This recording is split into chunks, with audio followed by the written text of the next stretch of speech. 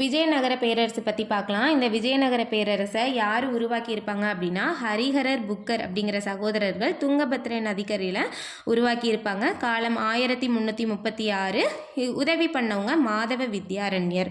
இந்த வம்சத்தை யார் போற்றி வளர்த்தாங்கன்னா சங்கம, சாளுவ, துளுவ, ஆரவீடுங்கிற 4 வம்சத்தினர் போற்றி வளர்த்துருப்பாங்க. வரலாற்று ஆசிரியர்கள் இந்த பேரரசு பற்றி என்ன சொல்கிறாங்கன்னா இந்து சமயம், கோவில்கள், கலாச்சாரங்களை பாதுகாக்கிறதுக்கு தான் இந்த பேரரசு உருவாக்கப்பட்டுச்சு அப்படின்னு சொல்கிறாங்க. ஆனால் பெரிஸ்டாங்கிற அறிஞரோட கூற்று என்னன்னு பார்த்தோம்னா 3ஆம் வல்லாள தேவன் அப்படிங்கிற அரசன் அவங்களோட நாட்டை காப்பாற்றுறதுக்காக யார்கிட்ட இருந்துன்னா இஸ்லாமிய படையெடுப்புகள்ல இருந்து அவங்க நாட்டை காப்பாற்றுறதுக்காக துங்கபத்ரை நதியில் விஜயநகரம் அப்படிங்கிற ஒரு நகரத்தை அமைக்கிறாங்க. இது அவங்க பையனோட பேர் வீர விஜய வல்லாளன், அவங்க பையன் பேரில் அமைக்கிறாங்க.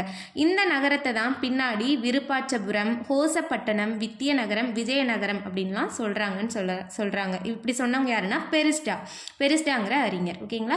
அப்போ விஜயநகரத்துக்கு வேறு பெயர்கள்லாம் பாருங்கள், விருப்பாட்சபுரம், ஹோசப்பட்டணம், வித்தியநகரம். ஓகேங்களா? இப்போ இலக்கிய சான்றுகள் பார்த்தோம்னா விஜயநகர பேரரசு பற்றி தெரிஞ்சுக்கிறதுக்கான முக்கிய சான்றுகள் என்னென்னா கிருஷ்ணதேவராயரோட ஆமுக்த மால்யதம், கங்காதேவியோட மதுரா விஜயம், அல்லசாணி பெத்தனாவோட மனுசரிதம். ஓகேங்களா?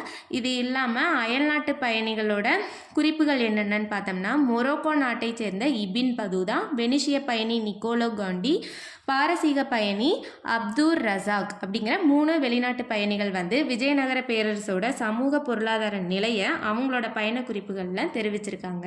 ஓகேங்களா? இந்த கண்டென்ட் உங்களுக்கு யூஸ்ஃபுல்லாக இருந்திருக்கும்னு நினைக்கிறேன். இது மாதிரி நிறைய பார்க்க என்னோட இந்த சேனலை சப்ஸ்கிரைப் பண்ணிக்கோங்க. தேங்க்யூ.